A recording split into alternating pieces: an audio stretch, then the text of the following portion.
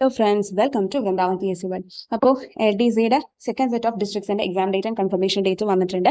അപ്പോൾ 5 ഡിസ്ട്രിക്ട്സിന്റെ ആണ് ആക്ച്വലി അതിൽ വന്നിരിക്കുന്നത്. കാസർഗോഡും കൂടി ഉണ്ട് കേട്ടോ. ഇന്ന് രാവിലെ അപ്ലോഡ് ചെയ്ത വീഡിയോയിൽ നമുക്ക് 4 ഡിസ്ട്രിക്ട്സിനെ കുറിച്ച് വീഡിയോയുടെ ഉള്ളിൽ മെൻഷൻ ചെയ്യാൻ സാധിച്ചുള്ളൂ. കാസർഗോഡ് വിട്ടുപോയതാട്ടോ. കാസർഗോഡും കൂടി ഉണ്ട്. Sorry for that. അപ്പോൾ പെട്ടെന്ന് അപ്ലോഡ് ചെയ്തതുകൊണ്ടാണ് അത് സംഭവിച്ചത്. എനിവേസ് ജൂൺ 11 വരെ കൺഫർമേഷൻ കൊടുക്കാം. അതുപോലെ തന്നെ ഓഗസ്റ്റ് 31 എക്സാം. അപ്പോൾ പഠനമൊക്കെ നമുക്ക് ഇനി വളരെയധികം ഉഷാറായിട്ട് ചെയ്യണം. എനിവേ നമ്മളെ third part of LDC test സീരീസിനെ സംബന്ധിച്ചിട്ടുള്ള കാര്യമായിട്ടാണ് ഇന്ന് വന്നിരിക്കുന്നത്. അപ്പോൾ മലയാളം ലിറ്ററേച്ചർ റിലേറ്റഡ് ആയിട്ടുള്ള ക്വസ്റ്റൻസ് ആൻഡ് അസോസിയേറ്റഡ് ഫാക്ട്സ് നമ്മൾ നോക്കാൻ പോവുകയാണ് ഇന്നത്തേൽ. ഇങ്ങനത്തെ മലയാളം പോലുള്ള സബ്ജക്റ്റ് ഒക്കെ കൂടുതലും എന്താണ് നമ്മൾ പ്രീവിയസ് ഇയർ ക്വസ്റ്റൻ പേപ്പേഴ്സും അതുപോലുള്ള ടെസ്റ്റ് സീരീസ് ഒക്കെ ചെയ്യുന്നതാണ് ബെറ്റർ. കാരണം ഒറ്റപ്പദം പര്യായപദം അങ്ങനത്തെ ഗ്രാമർ പാർട്ട് ഒഴികെയുള്ള കാര്യങ്ങളൊക്കെ നമുക്ക് ഒരു ദിവസം പഠിക്കുന്നതിന് ഒരു ലിമിറ്റ് ഉണ്ടല്ലോ, എത്രത്തോളം നമുക്ക് പഠിച്ചു കയറ്റാൻ പറ്റും തലക്കെഴുത്ത് അല്ലെ. അപ്പോൾ എന്നെ സംബന്ധിച്ചിടത്തോളം അത് ഇമ്പോസിബിൾ ആയിട്ടുള്ള കാര്യമാണ്. അപ്പോൾ അതിന് ഏറ്റവും നല്ല ബെറ്റർ ആയിട്ടുള്ള ഒരു മെത്തേഡ് മാക്സിമം ടെസ്റ്റ് സീരീസിലൂടെ ക്വസ്റ്റൻസ് കൂടുതൽ കാണുക, ഇതുവരെ PSC ചോദിച്ച ചോദ്യങ്ങളൊന്ന് അനലൈസ് ചെയ്യുക എന്നുള്ളതാണ്. ഓക്കെ, അപ്പോൾ ഇതിന് മുൻപത്തെ വീഡിയോയുടെ സ്പീഡ് ഇത്തിരി കൂടുതലാണെന്ന് പറഞ്ഞിട്ടുണ്ടായിരുന്നു. ആക്ച്വലി നമ്മളുടെ അസംഷൻ ഈ ഒരു അധികം വീഡിയോ വലിച്ചു നീട്ടാതെ കാര്യങ്ങൾ വേഗം പറഞ്ഞു പോയി എന്നാൽ നമുക്ക് മനസ്സിലാകുന്ന രീതിയിൽ എന്നുള്ള രീതിയിലാണ് ചെയ്തു പോകുന്നത്. പക്ഷെ ആ ഒരു ടൈം ലിമിറ്റിനുള്ളിൽ ചെയ്തു പോകുന്നതുകൊണ്ടാണ് എന്താണ് സ്പീഡ് ഇതാകുന്നത്. ആക്ച്വലി അത് ഓക്കെ ആണെന്നാണ് വിചാരിച്ചിരുന്നത്. എനിവേ നമ്മളിനി മോഡറേറ്റ് സ്പീഡിൽ തന്നെ എടുക്കാം കേട്ടോ. എന്തായാലും ഞാനൊരു അഡീഷണൽ ഇൻഫർമേഷൻ എന്നുള്ള രീതിയിൽ പറയുകയാണ്. നമ്മുടെ യൂട്യൂബിന്റെ വീഡിയോന്റെ സൈഡ് സെറ്റിംഗ്സിൽ നമുക്ക് സ്പീഡ് കൂട്ടാനും കുറയ്ക്കാനുമുള്ള ആ ഒരു ഇതുണ്ട് കേട്ടോ.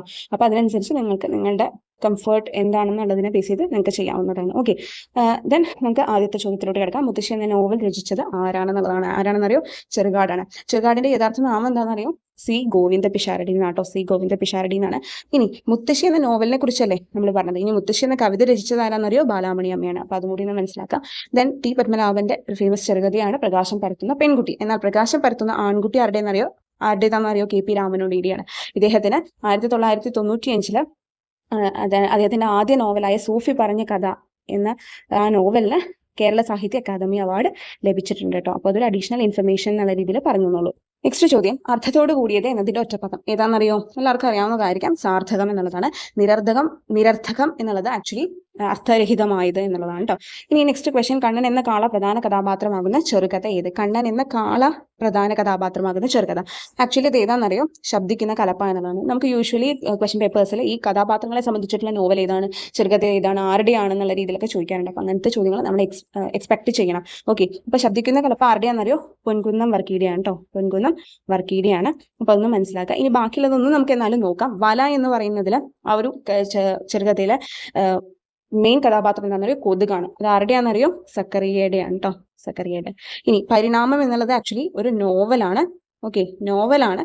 അത് നമ്മുടെ MP കൃഷ്ണപിള്ളയുടെ MP കൃഷ്ണപിള്ള അല്ല കേട്ടോ, MP നാരായണപിള്ളയുടെ ഒരു നോവലാണ് പരിണാമം എന്നുള്ളത്. അതിൽ ടോമി എന്ന നായയാണ് കേട്ടോ പ്രധാന കഥാപാത്രം. അപ്പോൾ അതൊന്ന് നോട്ട് ചെയ്തേക്കുക. നെക്സ്റ്റ് ചോദ്യം, നെറ്റി എന്ന വാക്കിന്റെ പര്യായമല്ലാത്ത പദം ഏതാണ്? അപ്പോൾ ഒരെണ്ണം പര്യായ പദമല്ല, ബാക്കിയൊക്കെ നെറ്റിയുടെയാണ്. അപ്പോൾ ഏതാണെന്നറിയോ? നീടം എന്നുള്ളതാണ്. നീടം എന്നുള്ളത് നെറ്റിയുടെ പര്യായ പദമല്ല. ബാക്കി നെടിലം, ഭാലം, അളികം ഒക്കെ നെറ്റിയുടെ പര്യായ പദങ്ങളാണ് കേട്ടോ. അപ്പോൾ നീടം എന്നുള്ളത് എന്തിന്റെ പര്യായ പദമാണെന്നറിയോ? പക്ഷിക്കൂടിന്റെ. ഓക്കെ, പക്ഷിക്കൂടിന്റെ കേട്ടോ. അപ്പൊ നമുക്ക് അടുത്ത ചോദ്യത്തിലോട്ട് പോകാം.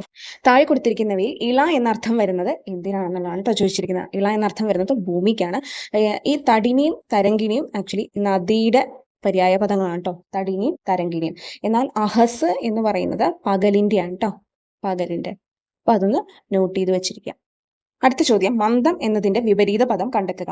ഏതാണെന്നറിയോ? മന്ദത്തിന്റെ വിപരീതം നമുക്കറിയാം. മന്ദം എന്ന് പറഞ്ഞാൽ സ്ലോ, പതുക്കെ പതുക്കെ എന്നുള്ളതല്ലേ. അപ്പൊ പെട്ടെന്ന് ഫാസ്റ്റ് എന്നുള്ള ഒരു അർത്ഥത്തിൽ നമ്മൾ ഉപയോഗിക്കുന്ന ഏതായിരിക്കും വിപരീതം? ശീഘ്രം എന്നുള്ളതായിരിക്കും അല്ലെ. അപ്പൊ ബാക്കിയുള്ളതിന്റെ നമുക്കൊന്ന് നോക്കാം. ആസക്തിയുടെ ഓപ്പോസിറ്റ് എന്താണെന്നറിയോ? വിരക്തി. വിരക്തി. ഉത്കൃഷ്ടത്തിന്റെ ഓപ്പോസിറ്റ് നികൃഷ്ടം.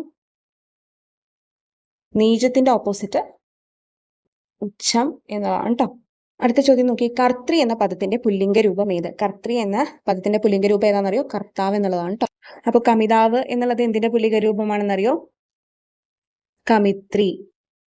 ഓക്കെ, കമിത്രിയുടെ പുല്ലിംഗ രൂപമാണ്. കാതികന്റെ പുല്ലിംഗ രൂപമാണ്. അല്ല, കാതികൻ എന്നുള്ളത് പുല്ലിംഗ രൂപമാണല്ലോ. കാതിക എന്നുള്ളതാണ് അതിന്റെ സ്ത്രീലിംഗം കേട്ടോ. അപ്പൊ നോക്കി, കാതികന്റെ സ്ത്രീലിംഗം കാതിക, കമിതാവിന്റെ കമിത്രി, കർത്താവിന്റെ കർത്തൃ. ഇനി ജാമാതാവിന്റെ സ്ത്രീലിംഗം എന്താണെന്നറിയോ? സ്നുഷ. അപ്പൊ എന്താണ് ജാമാതാവ്? ജാമാതാവ് എന്ന് പറഞ്ഞാൽ മകളുടെ ഭർത്താവ്. ഓക്കെ, മകളുടെ ഭർത്താവാണ് ജാമാതാവ്. ഇനി പുത്രന്റെ ഭാര്യ മകന്റെ ഭാര്യയാണ് സ്നുഷ. അപ്പൊ പേരിൽ തന്നെ ഒരു സ്ത്രീലിംഗമാണെന്നുള്ളത് നമുക്ക് മനസ്സിലാക്കാൻ സാധിക്കും അല്ലെ. ഇനി നെക്സ്റ്റ് ചോദ്യം നോക്കാം. പൂജക ബഹുവചനത്തിന് ഉദാഹരണം ഏതാണ്? ഇപ്പൊ പൂജക ബഹുവചനം എല്ലാവർക്കും അറിയാവുന്നതായിരിക്കും അല്ലെ. വൈദ്യർ എന്നൊക്കെ നമ്മൾ വിളിക്കുന്നില്ലേ, വൈദ്യർ. അതുപോലെ തന്നെ നമ്മൾ അഭിസംബോധന ചെയ്യുന്ന തരത്തിലുള്ളതാണല്ലോ, അങ്ങനത്തെ നമ്മൾ പറയാറുണ്ടല്ലോ. അതായത് അവർകൾ എന്നൊക്കെ നമ്മൾ അഭിസംബോധന ചെയ്യാറില്ലേ. അപ്പോൾ അതൊക്കെ എന്താണ്, പൂജക ബഹുവചനത്തിന് ഉദാഹരണമാണ്. ഇവിടെ നമ്മുടെ ആൻസർ മാരാറാണ്. മരങ്ങൾ കുട്ടികളൊക്കെ എന്താണ്, ബഹുവചനമാണ്. പുഴ ഏകവചനമാണ്. ഓക്കെ. ഇനി ഒരു കാര്യം കൂടെ പറഞ്ഞോട്ടെ, നമ്മൾ പുല്ലിംഗാണോ സ്ത്രീലിംഗാണോ എന്ന് നമുക്ക് ഡിസ്റ്റിംഗ്വിഷ് ചെയ്യാൻ കഴിയാത്ത തരത്തിലുള്ളത് ഇത് ഏതാണ് നമ്മൾ പറയുന്നത്, അത് അലിംഗ ബഹുവചനമാണ് കേട്ടോ. അലിംഗ ബഹുവചനം, അതായത് ജനങ്ങൾ, നാട്ടുകാർ എന്നൊക്കെ നമ്മൾ പറയുന്നില്ലേ. എന്നാൽ സലിംഗം എന്ന് പറഞ്ഞു കഴിഞ്ഞാൽ എന്താണ്, നമുക്ക് ഡിസ്റ്റിംഗ്വിഷ് ചെയ്യാൻ പറ്റും. ഓക്കെ. പുരുഷ സ്ത്രീ നപുംസകങ്ങളിൽ നമുക്ക് ഏതെങ്കിലും ഒന്നിന്റെ ബഹുത്വത്തെ സൂചിപ്പിക്കുന്നത്. ഓക്കെ. അപ്പോൾ അതാണ് സലിംഗം എന്ന് പറഞ്ഞു കഴിഞ്ഞാൽ. അതിനെ നമ്മൾ മൂന്നായിട്ട് തിരിച്ചിരിക്കുന്നതാണ് എന്ത്, പുല്ലിംഗം, അതുപോലെ തന്നെ പുല്ലിംഗ ബഹുവചനം, സ്ത്രീലിംഗ ബഹുവചനം, നപുംസക ലിംഗ ബഹുവചനം എന്നുള്ളത് കേട്ടോ. നെക്സ്റ്റ് ചോദ്യം നോക്കി, പട്ടിണി അകറ്റുക എന്ന അർത്ഥം വരുന്നത്. നമുക്ക് ഡയറക്റ്റ് ആൻസറിലേക്ക് തന്നെ പോകാം. Keep the wool from the door. അപ്പൊ ഇങ്ങനത്തെ സംഭവങ്ങളൊന്ന് മാക്സിമം മനസ്സിലാക്കാൻ ശ്രമിക്കുക കേട്ടോ. നമുക്ക് തന്നിട്ട് മലയാളം അർത്ഥം തന്നിട്ട് അതിന് ആപ്റ്റ് ആയിട്ടുള്ള ഇംഗ്ലീഷ് സ്റ്റേറ്റ്മെന്റ് ഏതാണ്, അതായത് ഇംഗ്ലീഷിന്റെ അതിൽ നിന്നുള്ള ആ ഒരു തർജ്ജമ എന്നുള്ള രീതിയിലും ചോദിക്കാം. ഓക്കെ. നെക്സ്റ്റ് ചോദ്യം, മലയാളത്തിലെ ആദ്യത്തെ ഓഡിയോ നോവൽ ആരുടേതാണെന്നാണ്. അപ്പൊ ആരുടേതാണെന്ന് അറിയോ? ആദ്യത്തെ ഓഡിയോ നോവല് സക്കറിയയുടേതാണ് കേട്ടോ. അപ്പോൾ ആ ഓഡിയോ നോവലിന്റെ പേര് ഇതാണ് എന്റെ പേര് എന്നാണ് കേട്ടോ.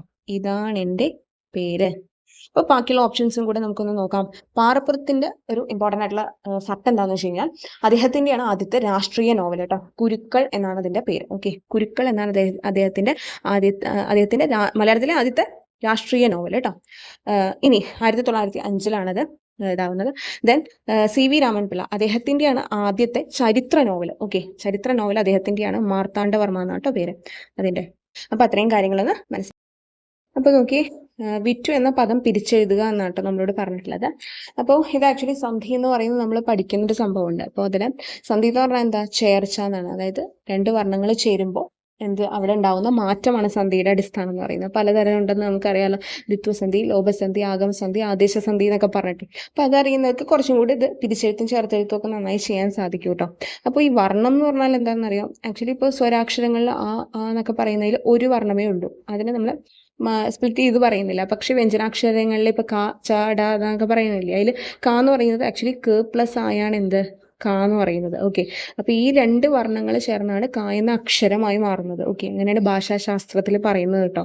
അപ്പോൾ അത് ജസ്റ്റ് ബേസിക് എന്നുള്ള രീതിയിൽ പറഞ്ഞു എന്നുള്ളൂ കേട്ടോ. നമുക്കൊക്കെ അറിയാമായിരിക്കും.